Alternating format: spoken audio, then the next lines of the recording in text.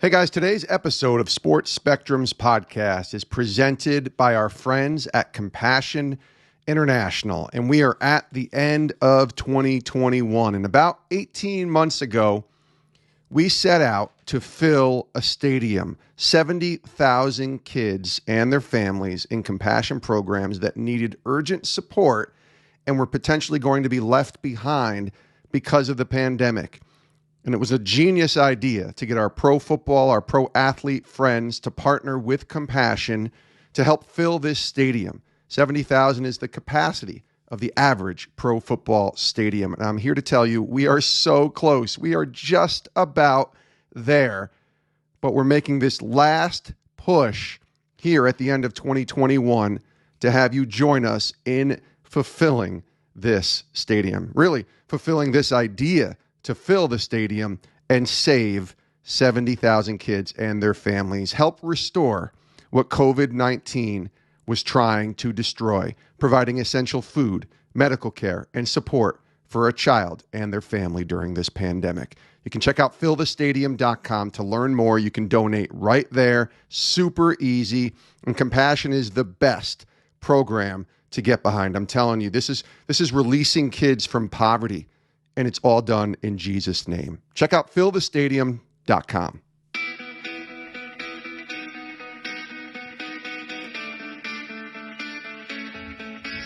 This is Sports Spectrum, the intersection of sports and faith, where we bring Jesus back into the conversation.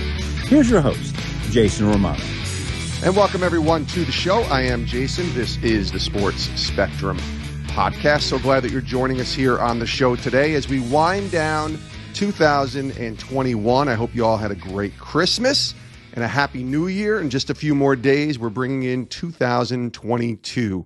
And I want to give you a great idea to think about 2022 and how you can maybe add to your time with God. And it's called the 52-week Increase Devotional, inspiring stories of faith from the world of pro sports. Now, maybe you got an Amazon gift card and you're trying to figure out where can I spend this gift card that's going to help me maybe in my journey with Christ. Well, this 52-week Increase Devotional, these are inspiring stories from the world of faith and the world of sports. And all of the interviews that were done for this book were done right here on Sports Spectrum.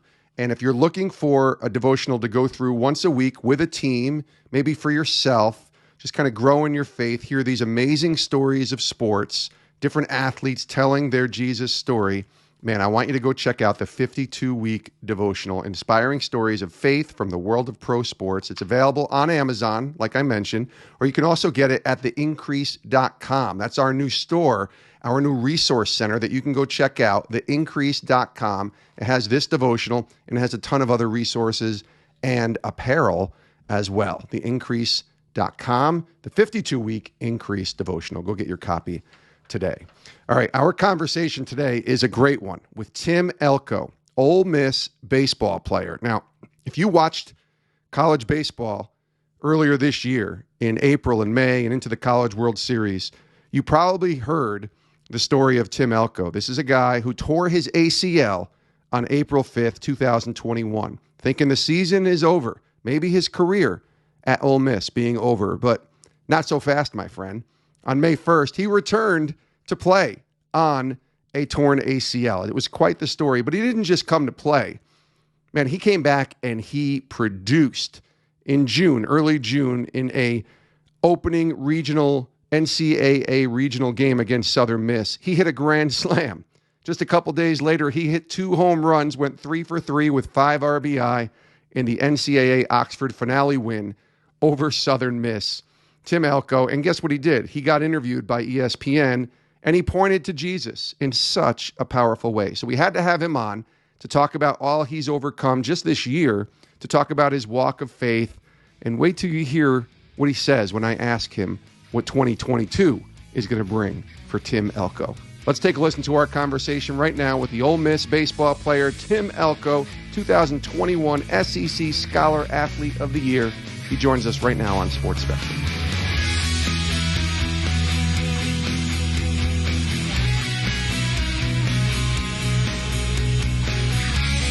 Tim Elko, Ole Miss baseball player. What's up, man? Welcome to Sports Spectrum.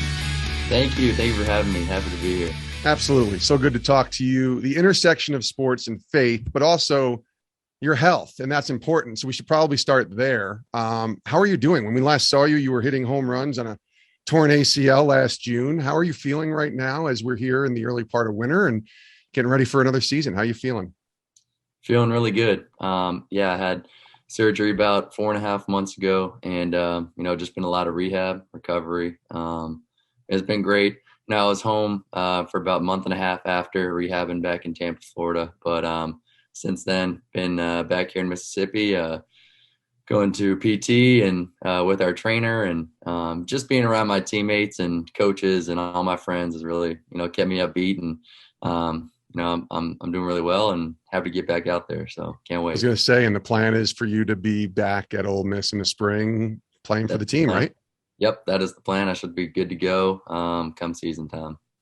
What's the lesson that God has shown you as you go through PT and this rehab? I got to imagine it's taught you a lot, just because you can't get out there and do what you want to do, right? You have to go through this process of being patient and taking it day by day. What do you think the lesson is that God's been showing you? I think you said it right there. Learning patience. Last week at Pine Lake Church here in Oxford, they're all around Mississippi, but the pastor talked about hurry sickness, and it's really easy for a lot of people to get caught up in that. And I think I found myself even getting caught up in that a little bit over the last couple months, just anxious to, man, I can't wait to get back. Always feeling like, out of it and wanting to rush through everything and just like, oh man, I just can't wait. Well, then you forget about today and, where you're at right now. And he said a verse, it's one of my sister's favorites, be still and know that I am God. And just be still and just know that God's got you where you're at right now. He's got you on a plan that we can't make any better.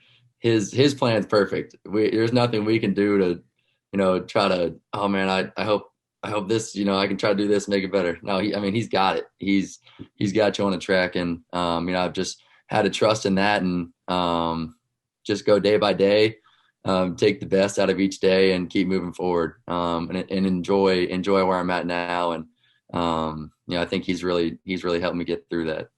It's easier to say that. It's harder to do that. And to find joy in being still and find joy in the rehab where it's probably tedious and just every day it's like, oh my gosh, can I just get a bat and go out and hit? How are you able to do that? How are you able to find joy in the midst of I wouldn't call it a difficult season, but I'm sure it wasn't easy. So how have you been able to find joy during this time? Just resting in God, just trying to get in his word every day. And especially being around other guys who are kind of trying to be along the same path. Having Coach Clem, who's, one of the best godly men I've ever been around in my life. And just having him as encouragement, a bunch of my friends around me encouraging me.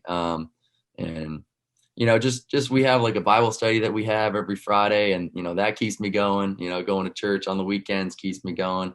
Just, having an ever present presence of God, and just keeping him in mind is, all the time. It really helps me. And like I said, the people around me that help to continue to instill that too. So take us back to last spring. It's April 5th and you tear your ACL. We know you came back and we'll talk about that too. But what was that like for you kind of going through that? What were some of the thoughts that you were going through when you found out that you had torn your ACL? Oh, right at the beginning, I was really sad that day, I can still see it like it was yesterday, coming off the field and the doctor checking it and, letting me know, hey, your ACL, the ACL test looks like it's pretty loose. So, we'll get an MRI tomorrow, but I think we kind of know. And, it was just a really hard day or two, especially just finding out everything and all of that. But one thing that really, I think, helped me was Coach Clem texted me that night and said, hey, whatever happens, people are going to look to you and see how you react to this. And I think depending on how you do, people are going to be able to see God's presence in that. And that really helped me get through it a lot. And, kind of, I guess, as people saw, I had a couple interviews and said, like, Jesus is really, and God have really helped me get through this with joy, and just trying to, take every day with what it is, and just have joy through every situation. That really was true. I mean, that is really the one thing that got me through it. I prayed a lot, and really found peace that, that wasn't it.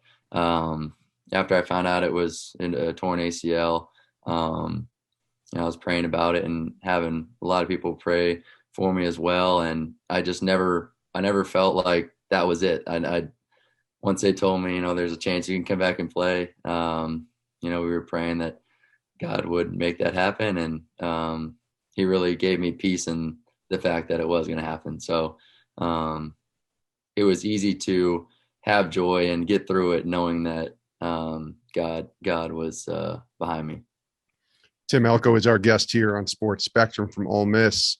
So somehow it's May 1st and you return. And I didn't go deep into learning the whole story. I really didn't know a lot about your story until you had returned. That's when it kind of hit the mainstream, I think, and ESPN and others started to pick it up.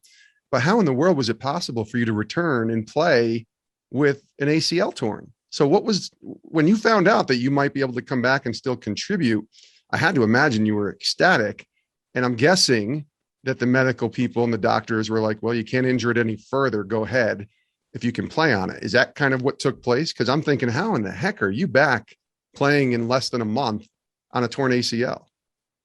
Yeah, I mean, that was pretty much the prognosis. I mean, we had 3 or 4 doctors give us some advice, the ones there at Ole Miss, and they even reached out to Dr. Andrews and some of his friends, and they all kind of said similar things.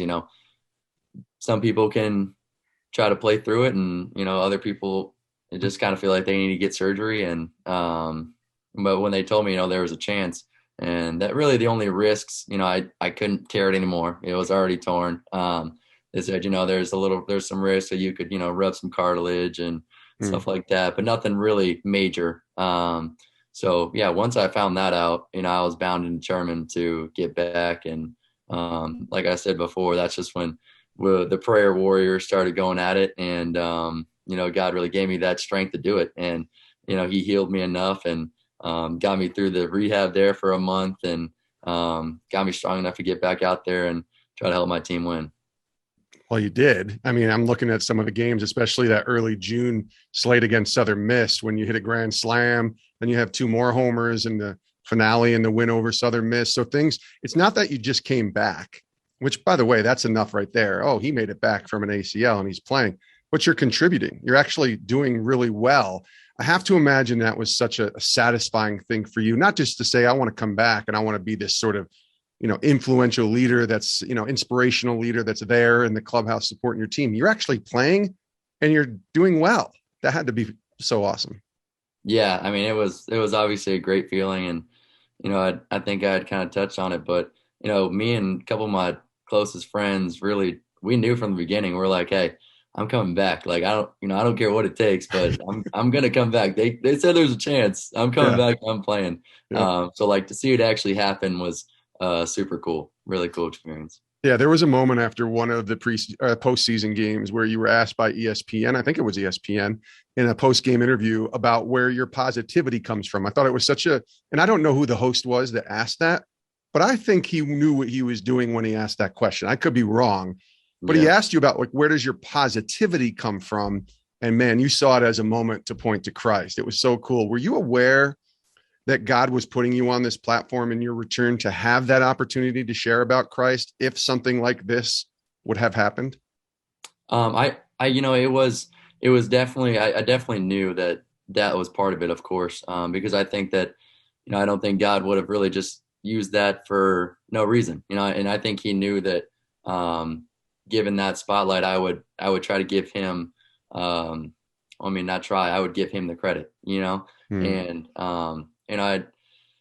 like I've said, I really have to give him everything, because he really did give me the strength, gave me the confidence, and all of that, and gave me the joy to get through it all. Because it's, there was hard times. Like, I mean, sure, of course I was always, having joy and trying to be the best that I could and being positive and everything, but, it wasn't easy. There's still a lot of hard rehab and everything, but, I couldn't have gotten through it without really having, God instill all that in me, his strength and his peace and his joy. I couldn't have done it without that. So where does that faith come from? Where did it stem from? How did it evolve over the years? Tell me about your journey with Christ. So, I grew up in a wonderful household. Both my parents are strong Christians. My sister as well. And they instilled that in us growing up. And,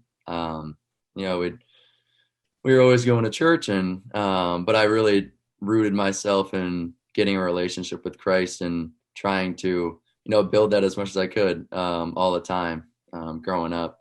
And, I got to college and, started going to FCA, and we started Bible studies within the baseball team, and, just try to continue to grow that relationship with him, every day, because it's a battle. You gotta continue to grow your relationship with him. And, I just have tried to keep doing that, over the years. And, that's brought me to here. And, I wouldn't be the person I am without all of that. So. Hey guys, a quick break from our conversation here on Sports Spectrum to tell you again about our friends at Compassion International. FillTheStadium.com is the website. We're at the end of 2021. We're almost there. Our goal of filling a stadium's worth of kids who were left in crisis because of the pandemic, 70,000 kids to be exact, and we are so close. So help us make that final push. Go sponsor a child, go donate, and help release a child and their family from poverty. Food, education, medical care, vocational training, the basic necessities that every child should have. You can make that difference right now and provide those necessities for those kids and for their family. Check out Compassion's website, fillthestadium.com, right now to learn more and to donate. Fillthestadium.com. How do you live your faith out as a baseball player? Because I'm guessing not everybody is in the same place that you are or even believes the same things. Maybe they do. I don't know. But they're probably teammates of yours that you've had who aren't there or don't understand this faith that you have. How do you live that faith out in your sphere of influence, if you will, as a baseball player, when you're with teammates and others that maybe don't believe the same thing that you do? I just try to lead by example and live out loud. I think that's probably the best way to go about things, especially when you're around guys who maybe, don't want to hear about it. But, I don't try to be in anybody's face, because I don't think that that's the best way to, preach God's word and, spread his love. So I just try to live by example. And, if I feel like maybe a guy's kind of itching to maybe talk about something, I'll ask him. Or if God kind of tugs in my heart to maybe ask somebody, or, it's awesome whenever somebody comes up and asks me, about my faith. And, but, really I just try to live out loud and, try to encourage guys. Hey, we're having FCA tomorrow. If anybody wants to come, hey, we're going to church on Sunday. We kind of have a group that goes, and, if anybody wants to come, you guys can sit with us and whatnot. But, yeah, just trying to live out loud and, do everything I can that whenever God kind of pulls me in directions, try to follow that. And, I think that's kind of the best way that I've found that's worked to try to help guys, who maybe don't have any faith, or even if they don't want anything to do with it, maybe just plant a seed where, later in life, and we'd be like, I remember back in college when Tim Elko was, doing all that Jesus stuff. Maybe I'll give him a call. So, just try to do things along those lines, and, hope that God can work in great ways when, I know he can. So. Well, tell me a story. Is there a story you have of a player maybe, who's come to you and said, man, I watch you, I see you, I want to hear more about this? Have you had a moment like that where you've been able to share just based on your you're living it out, right? And being the example. Have you had a moment where somebody's come up and said, I want to know more. I want to know more. Yeah. At the end of last year, after we lost that last game in Arizona, I won't name them just because I don't know if they would Of want that, course. but a couple guys, came up to me after we'd broken that last huddle, and they said, hey Tim, I just want to say thank you for how you lived out your life for Christ this year, because I didn't know anything about it. I didn't really, it wasn't my thing, and I just really appreciated how you acted, and it really helped me try to start to understand some of that stuff more. And that was probably, I had some emotional times last year. That was one of the most emotional for me, honestly. I kind of just started breaking down. Of course, I was kind of already crying, but Yeah. That was one of the coolest moments probably of my life. A couple of those guys just coming up and saying how, now they kind of had an itch to figure out maybe their relationship with Christ. So those were some really cool moments.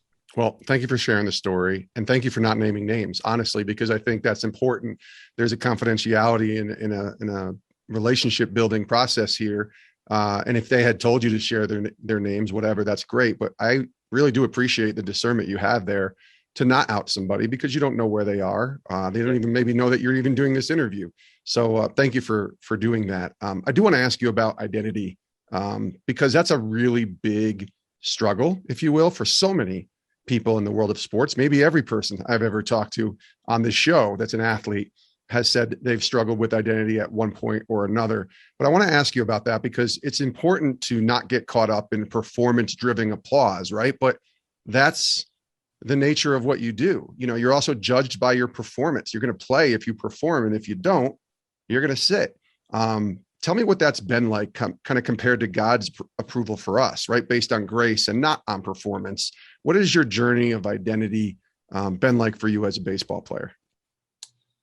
Yeah, that's probably one of the biggest parts of my story, honestly. I kind of was coming into Ole Miss, and I was a highly touted recruit, and came in and was kind of expecting to, play right out the bat, and got here and didn't really do a whole lot my first couple years, and it was a frustrating time for me. I was still trying to be a great teammate, and but inside and everything, I was just frustrated. And I think I was still rooted well in my relationship with Christ, but I think that was a point where I didn't really have my identity right. I was so focused on, oh man, I have to, baseball, I got to play, and, everything like that. And I remember a time or two, my sister coming up to me, and I was home on break and whatnot, and telling me, hey, don't forget that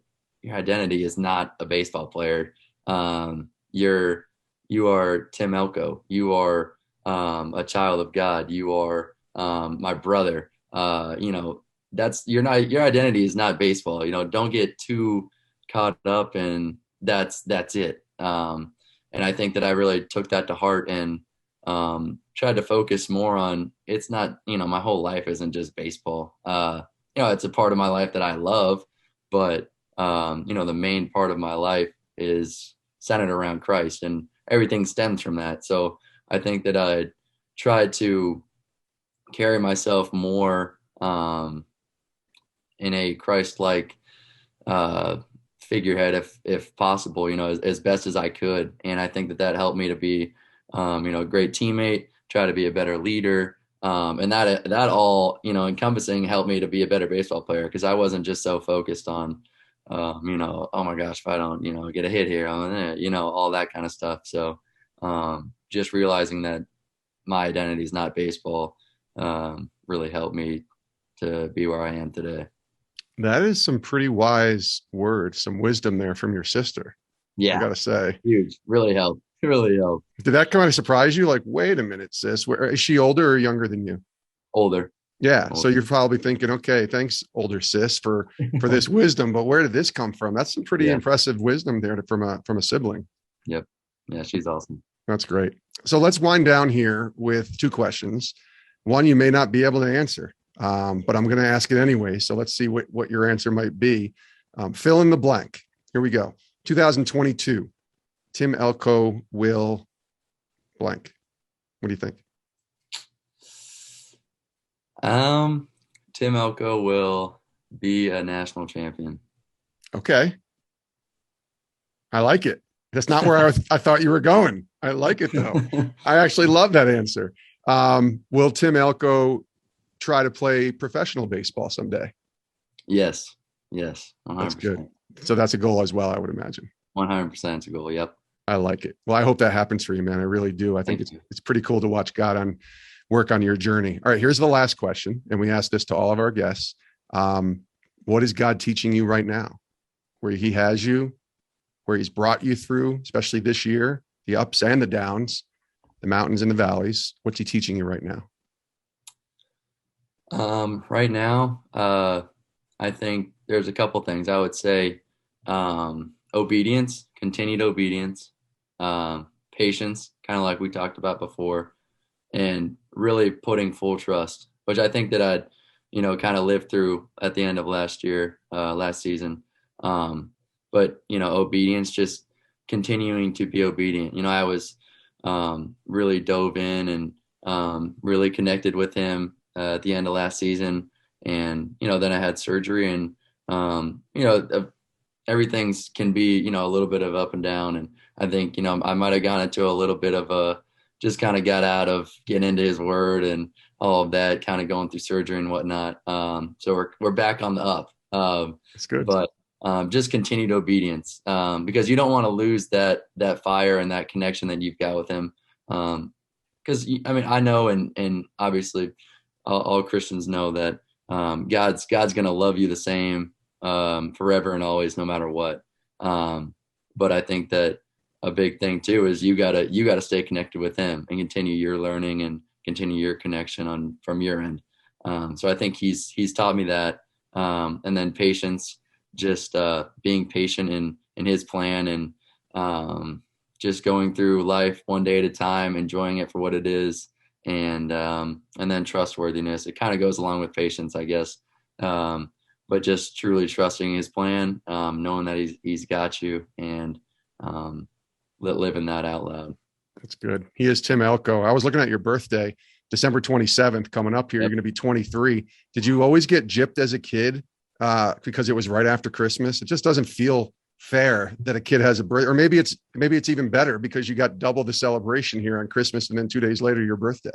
It actually wasn't too bad. I think I maybe had my grandpa who lived in Massachusetts would kind of just send me money for just one check. But besides that, my parents always tried to make it separate and special, which was nice. The only thing was sometimes the birthday parties were hard because people were traveling for Christmas, but it all worked out. It was great.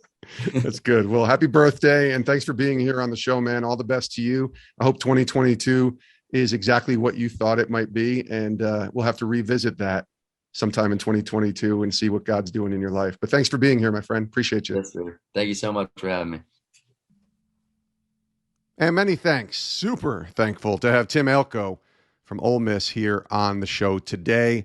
The Mississippi baseball player getting set for one final season in Oxford. And I loved his prediction. He said in 2022, Tim Elko will be a national champion. I love the confidence. I love the belief. I love how much he trusts his teammates and his coaches. We talked off the air afterwards too, and he was telling me about the team that he has coming back.